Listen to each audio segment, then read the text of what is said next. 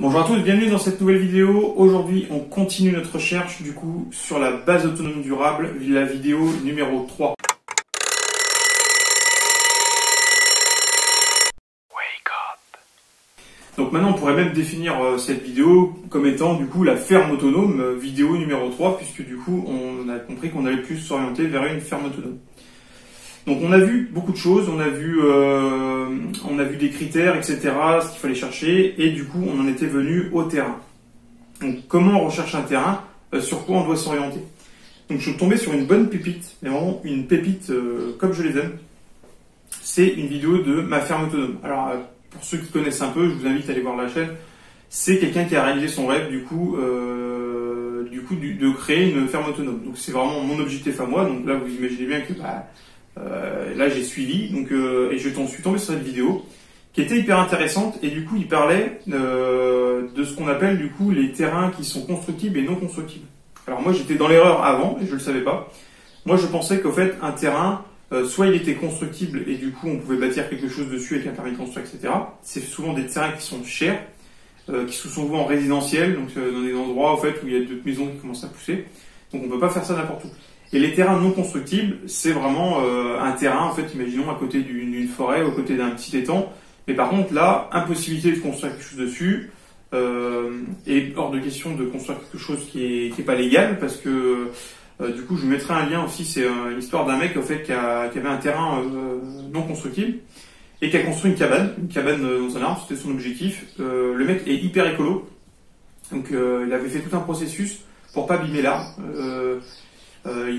C'était dans vraiment un truc d'osmose en fait avec la nature et il a construit un truc mais monumental, magnifique, un mec qui est en plus qui est du métier et du coup une fois que son projet était fini, il a habité la maison, etc. et on lui envoie un courrier lui sommant en fait de se mettre aux normes parce que du coup sa construction elle est pas aux yeux de la loi, elle était pas légale. En fait, il n'avait pas fait de permis de construire. Donc du coup, il s'est rendu à la mairie, il a fait un permis de construire, etc. Et on lui a dit, on vous refuse du coup le permis de construire parce que du coup c'est une zone non constructible. Et du coup, il savait pas trop quoi faire. Et du coup, la mairie et la loi lui est tombée dessus et ils l'ont sommé en fait de démonter entièrement sa cabane en bois. Donc le gars fait des pieds et des mains, il est passé devant des tribunaux, etc., associations. Il n'y avait rien à y faire, aux yeux de la loi, il n'était pas dans les clous, donc il a dû tout démonter. Il a dû absolument tout démonter. Son rêve a été complètement anéanti, il a dû tout être démonté. Parce qu'en fait, il n'était pas aux yeux de la loi, dans les normes, et il n'avait pas fait ça dans les règles de l'art, en fait, et c'était pas possible de le faire. Donc c'est vraiment quelque chose que on va éviter, hein. On profite un peu du malheur des autres, de l'expérience des autres. Donc on part du principe que du coup ça, c'est pas possible.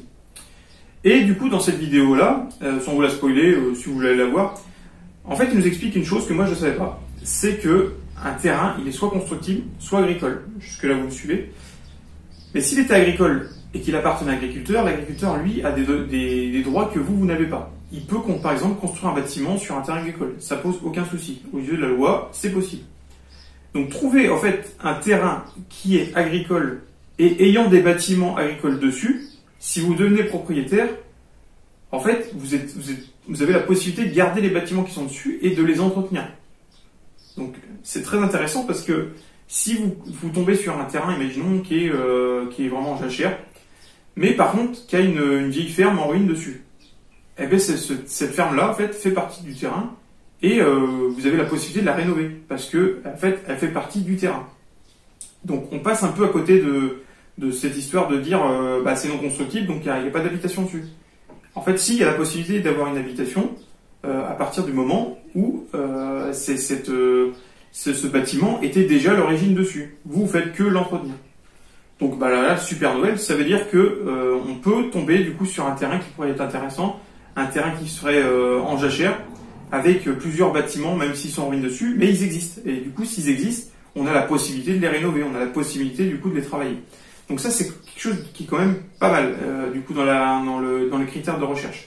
Donc, on va plus s'orienter sur des terrains comme ça, qui vont être plus bon marché, qui vont être plus facilement accessibles, parce que les gens, ça les intéresse pas forcément d'avoir une ruine, c'est pas ce qui se vend le plus. Donc, du coup, on va plus s'orienter vers ce genre de terrain-là, en fait. Donc, faut savoir que comme moi j'habite dans le sud Vendée, je vais plus chercher du coup dans ces secteurs-là un terrain qui du coup va répondre aux critères d'avant du coup et de préférence en terrain agricole avec des bâtiments dessus, proches d'un point d'eau, etc., avec une forêt, une prairie, etc. Faut savoir que dans le secteur où j'habite, en moyenne, le terrain agricole, il est à 1 euro le mètre carré. Donc c'est plutôt intéressant. Ça veut dire que là, du coup, niveau budget, on est mieux au fait que ce qu'on avait estimé si jamais on était parti d'un terrain constructible. Un terrain constructible, c'est du domaine de 50 000 euros, ça fait déjà des grosses sommes. Et il n'y a pas de bâtiment dessus en plus. Donc là, il faut imaginer 50 000 euros de terrain, plus les bâtiments, l'installation, les fournitures, etc. Donc là du coup, c'était vraiment des chiffres énormes. Donc si on part de ce principe-là de la base du terrain agricole, là, ça devient hyper intéressant parce que du coup, niveau budget, ça va être plus accessible. Au niveau des critères, c'est moins recherché, donc plus facilement négociable.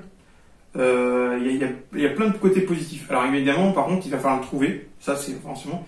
Il va falloir que la personne accepte de le vendre à un bon prix. Donc ça aussi, c'est deuxième chose. Et après, ça va être évidemment énormément de travail parce que souvent, les bâtiments et puis le terrain vont être en mauvais état. Donc il va y avoir vraiment beaucoup de travail. Mais bon, après, ça, c'est vraiment le temps qui va faire que ce sera une possibilité. À partir du moment où en fait, on a trouvé le terrain et tout, bon, après, on sait que c'est le temps qui va faire que le projet va évoluer, quoi. Donc dans cette vidéo-là aussi de ma ferme autonome, il explique au fait des petites astuces pour rechercher le terrain. Donc je vais m'appuyer dessus, hein, et ses conseils ont l'air d'être plutôt pas mal. On va s'appuyer dessus. Donc le premier conseil qu'il donne, en fait, c'est d'éviter Internet. Alors il dit pas qu'il faut pas aller sur Internet pour regarder les terrains, il dit qu'il faut l'éviter. Pourquoi? Parce qu'on a remarqué que les terrains sur Internet explosent au niveau des tarifs. On n'est pas du tout dans quelque chose de confronté à la réalité. Hein. On a des terrains, ils appellent ça les terrains de loisirs. Alors, un terrain de loisirs avec un étang, des trucs à 80 000 euros. En fait, terrain de loisirs, ça n'existe pas le terme. Le terme, il est juste inventé pour vous faire croire que c'est un terrain qui est un peu hors norme, machin. Non, ça reste un terrain agricole, donc non constructible. Sauf s'il y a une habitation dessus qui est déjà montée ou voilà. Donc là, du coup, vous aurez la possibilité de rénover. Mais ça reste un terrain agricole. Terrain agricole, je vous rappelle, on est dans le secteur, c'est 1 euro du mètre carré. Donc quand on a ce qui s'appelle un terrain de loisir avec un étang à 50 000 ou 80 000 euros, ça voudrait dire que j'ai 80 000 mètres carrés. Sauf que on se rend vite compte que c'est pas la réalité. Donc souvent les prix s'emballent à cause de ça pour essayer d'un peu de vendre le truc. Donc on va éviter Internet, mais on va quand même regarder un peu, parce qu'on ne sait jamais, on peut tomber sur des bonnes opportunités. Après, c'est de l'annonce en local. Alors lui conseille d'aller genre dans les boulangeries, les centres de commerce en local. Souvent, il y a des gens qui mettent des petites annonces papier en disant, je vends tel terrain et tout, etc. Donc là, ça va être un peu mon rôle. Alors vous le verrez pas forcément, hein. Vous le verrez au fur et à mesure de mes recherches, mais vous n'allez pas me voir en direct. Du coup, je vais essayer d'aller voir à droite à gauche des marchés, dans les boulangeries, regarder les annonces et tout, si jamais il y a un terrain qui serait susceptible de nous intéresser. Et il y a aussi le fait de faire des propositions directes aux propriétaires. Alors lui, apparemment, c'est sa stratégie phare. En fait, il fait le tour, il se balade, etc. Il tombe sur un terrain qui lui paraît abandonné. Et du coup, il va essayer de rechercher le propriétaire pour essayer de faire une offre au plus proche, en fait, du prix réel. Donc ça, c'est pas mal, c'est une bonne stratégie. Par contre, ça demande énormément de temps, évidemment, faut se balader et tout. Et rechercher le propriétaire du terrain, ça doit aussi être bien galère. Parce que, imaginons, savoir à qui est le voisin pour demander au voisin, est-ce que vous savez qui est votre voisin, etc. Bon, voilà. C'est un peu la carte au trésor. Mais pourquoi pas, en fait, c'est apparemment une méthode qui fonctionne très bien et il a de bons résultats avec celle-là. Et évidemment, le bouche-oreille. Donc là, j'ai commencé du coup à lancer des petites graines à droite à gauche en disant, je suis à la recherche d'un terrain comme ça, qui a certains types de critères. Donc si vous entendez parler de quelque chose, n'hésitez pas à me passer un coup de téléphone, vous m'envoyez un message, vous me dites, tiens, lui, etc. Et du coup, en fait, ça permet aussi d'avoir du bouche-oreille, et puis les gens vont parler, un Pierre va parler avec Paul, tiens, ah oui, j'ai eu un terrain, tiens, ça me fait penser que... Donc voilà, donc on essaie de mettre toutes les possibilités et de tous les critères de son côté. Donc voilà, on s'oriente vraiment vers une ferme autonome à partir d'un terrain agricole dans du coup le sud Vendée, parce que j'habite dans le sud Vendée, avec tous les critères qu'on avait dit. Donc du coup un terrain agricole avec des bâtiments, plusieurs bâtiments de préférence, proche d'un point d'eau, avec du coup une forêt, avec une prairie, etc. Et du coup, tous ces critères-là, on va essayer du coup de les mettre dans le moteur de recherche de la vie et du coup d'essayer de trouver du coup ce fameux terrain. Donc mes recherches démarrent vraiment à partir de maintenant. On a tous les critères en fait pour chercher le terrain. Voilà. Mais forcément le travail continue. On réfléchir par exemple aux possibilités d'aménagement. Qu'est-ce qu'on peut mettre dessus? Quelles sources d'énergie on va pouvoir utiliser assez facilement? Alors évidemment, il va falloir s'adapter du coup avec le terrain qu'on trouvera, mais ça va nous permettre aussi peut-être d'imaginer des choses avant même d'avoir le terrain. Donc ça peut être les systèmes d'alimentation en eau, ça peut être énormément de choses. Donc j'ai commencé évidemment à parler avec 2-3 personnes, des électriciens, etc. Pour du coup commencer les recherches avant, pour que ce soit une multi-recherche, pour éviter d'avoir en fait on se focalise sur le terrain, on a le terrain, ok, on a le terrain, on négocie le terrain, on a le terrain, et du coup après se dire qu'est-ce qu'on va monter, mince, quel système. Donc je préfère en fait faire les deux en même temps, réfléchir aux méthodes d'alimentation, d'énergie, etc.